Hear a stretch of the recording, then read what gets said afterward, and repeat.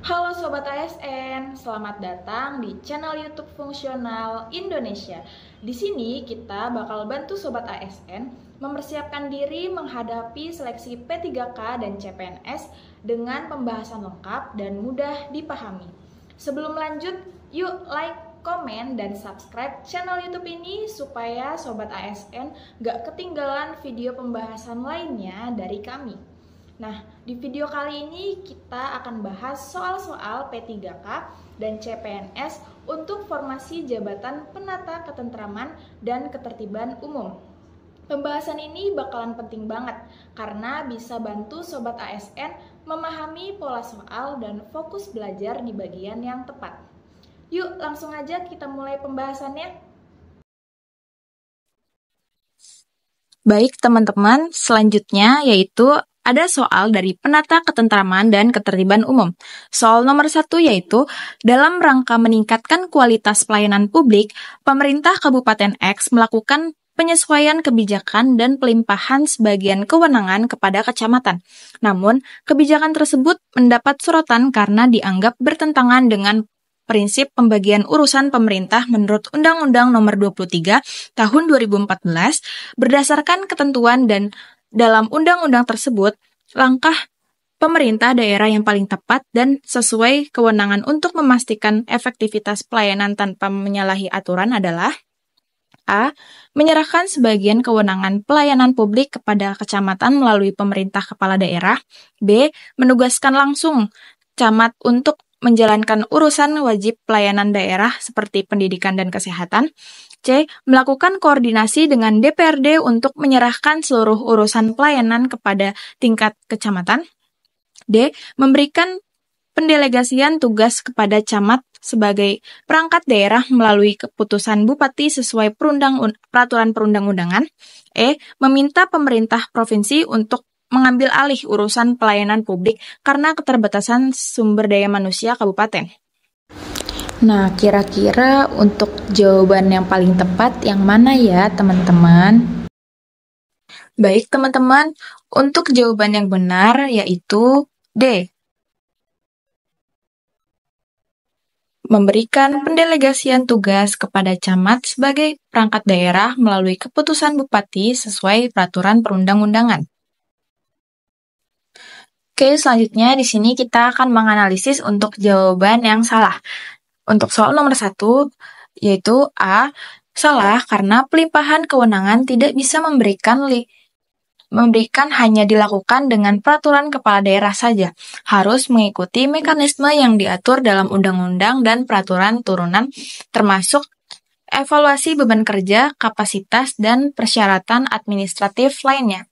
Kemudian, untuk jawaban B salah karena urusan wajib pelayanan dasar tersebut merupakan urusan strategis yang berada di bawah kewenangan kepala daerah dan OPD teknis. Kemudian yang C salah karena DPRD tidak memiliki kewenangan untuk menyerahkan urusan pemerintahan ke kecamatan. Nah, untuk jawaban yang E salah karena pemerintahan provinsi tidak bisa mengambil alih urusan kabupaten tanpa mekanisme khusus. Selanjutnya, untuk soal nomor 2 yaitu, pemerintah kota Y menghadapi peningkatan aktivitas pedagang kaki lima di area terlarang seperti trotoar dan jalan protokol, yang menyebabkan kemacetan dan keluhan dari warga. Namun ketika Satpol PP melakukan penertiban, muncul protes keras dari komunitas PKL yang merasa tidak dilibatkan dalam proses. Dalam konteks pemantauan dan penegakan ketertiban umum, tindakan yang paling tepat dan sesuai prinsip tata kelola pemerintahan yang baik adalah A. Menyusun peraturan daerah baru untuk memperketat larangan aktivitas PKL di seluruh wilayah kota. B. Melakukan penertiban secara langsung dengan mengerahkan aparat keamanan gabungan agar efek jera lebih kuat. C. Melibatkan PKL dalam proses musyawarah dan penawaran relokasi ke tempat yang telah disiapkan pemerintah. D. Memberikan sanksi administratif secara merata kepada semua pelanggar tanpa pengecualian. PKL tetap berjualan di area tersebut dengan pengawasan ketat dan batas waktu tertentu. Nah, kira-kira untuk jawaban yang paling tepat yang mana ya, teman-teman? Untuk jawaban yang benar pada soal nomor 2 yaitu C. Melibatkan PKL dalam proses musyawarah dan menawarkan relokasi ke tempat yang telah disiapkan oleh pemerintah. Selanjutnya yaitu untuk analisis jawaban yang salah pada soal nomor 2. A. Salah karena menyusun perda baru bukan solusi langsung terhadap permasalahan yang sudah ada. Justru bisa menambah resistensi sosial jika tanpa dialog. Kemudian B. Salah karena pendekatan represif justru bertentangan dengan prinsip penegakan ketertiban yang humanis dan partisipatif. Kemudian yang D salah karena pemberian sanksi administratif bisa dilakukan tetapi bukan solusi utama. Kemudian yang E salah karena akan membuat kebijakan penertiban ini tidak konsisten. Kemudian juga menimbulkan kecemburuan sosial dan ketidaktaatan terhadap aturan. Selanjutnya yaitu pada soal nomor 3, di salah satu desa di Kabupaten Z terjadi konflik sosial antara dua kelompok masyarakat terkait pembagian lahan pasca program redistribusi tanah. Ketegangan meningkat, bahkan sempat terjadi bentrok fisik ringan. Pemerintah daerah ingin segera menangani situasi ini agar tidak berkembang menjadi konflik horizontal. Berdasarkan prinsip penanganan konflik sosial dan fungsi mediasi dalam pemerintahan daerah, langkah strategis yang paling tepat dan berkelanjutan adalah A. Menyerahkan proses penanganan konflik kepada aparat kepolisian untuk mencegah eskalasi kekerasan. B. Melakukan pendekatan ke masing-masing tokoh kelompok secara terpisah untuk menjaga netralitas. C. Mengundang tokoh masyarakat dan kedua kelompok ke forum mediasi terbuka dengan fasilitator independen. D. Mengeluarkan keputusan bupati tentang pemenang hak atas lahan sebagai bentuk ketenangan kebijakan. E. Menyampaikan himbauan kepada masyarakat untuk menahan diri melalui mediasi lokal dan sosial.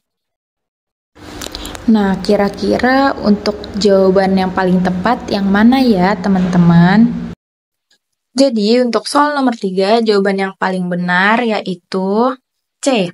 Mengundang tokoh masyarakat dan kedua kelompok ke forum mediasi terbuka dengan fasilitator independen. Kemudian untuk analisis jawaban yang salah pada soal nomor 3, A salah karena penyerahan sepenuhnya kepada aparat keamanan bukan solusi jangka panjang dan berpotensi menimbulkan kesan yang represif. Kemudian B salah karena tidak menyelesaikan konflik secara terbuka dan transparan. Kurangnya forum bersama bisa menimbulkan kecurigaan atau klaim ketidakadilan. Kemudian D salah karena memicu eskalasi konflik, apalagi jika salah satu pihak merasa dirugikan. Kemudian E salah karena imbauan umum tidak cukup efektif untuk meredakan konflik yang sudah memanas. Tanpa tindakan nyata dan keterlibatan langsung, imbauan justru dianggap sebagai bentuk penghindaran tanggung jawab. Kemudian di sini terdapat soal nomor 4 yaitu Dinas Sosial Kabupaten K menerima banyak laporan terkait pelayanan bantuan sosial yang tidak merata. Beberapa warga merasa laporan mereka diabaikan karena tidak ditindaklanjuti dalam waktu lama. Evaluasi menunjukkan sistem pelaporan yang ada masih bersifat manual dan tidak terintegrasi antar bidang. Jika Anda sebagai pejabat fungsional ditugaskan untuk meningkatkan efektivitas pengelolaan sistem pelaporan dan pengaduan, maka langkah strategis yang paling tepat dan berorientasi jangka panjang adalah A. Membentuk tim ad hoc untuk memverifikasi seluruh laporan masyarakat secara cepat dan langsung ke lapangan.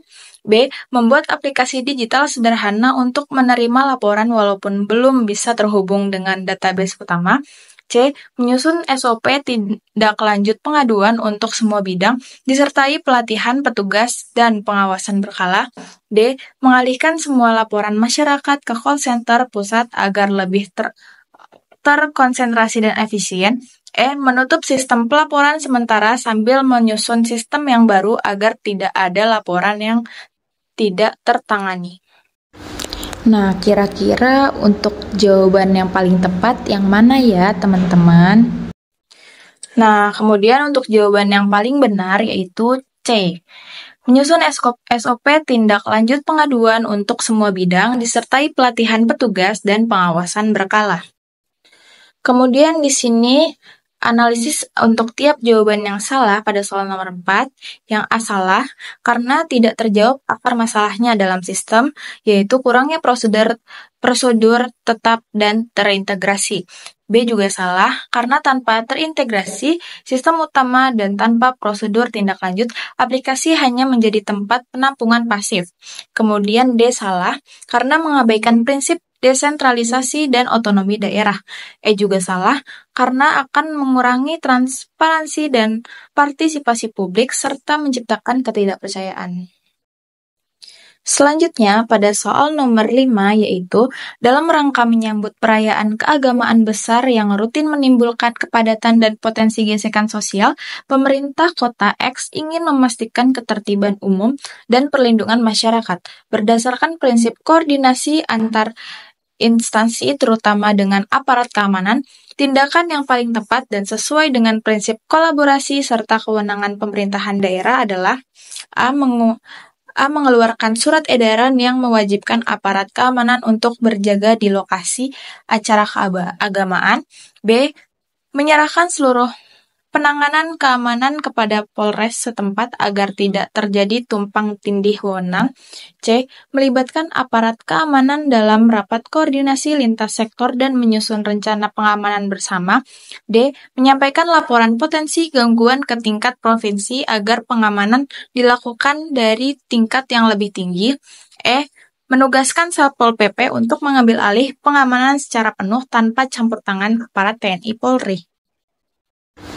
Nah, kira-kira untuk jawaban yang paling tepat yang mana ya, teman-teman? Nah, untuk jawaban yang paling benar pada soal nomor 5 adalah C, yaitu melibatkan aparat keamanan dalam rapat koordinasi lintas sektor dan menyusun rencana pengamanan bersama. Selanjutnya untuk analisis pilihan jawaban yang salah pada soal nomor 5 yaitu A salah karena bukan instrumen hukum yang bisa diwajibkan aparat keamanan bertindak.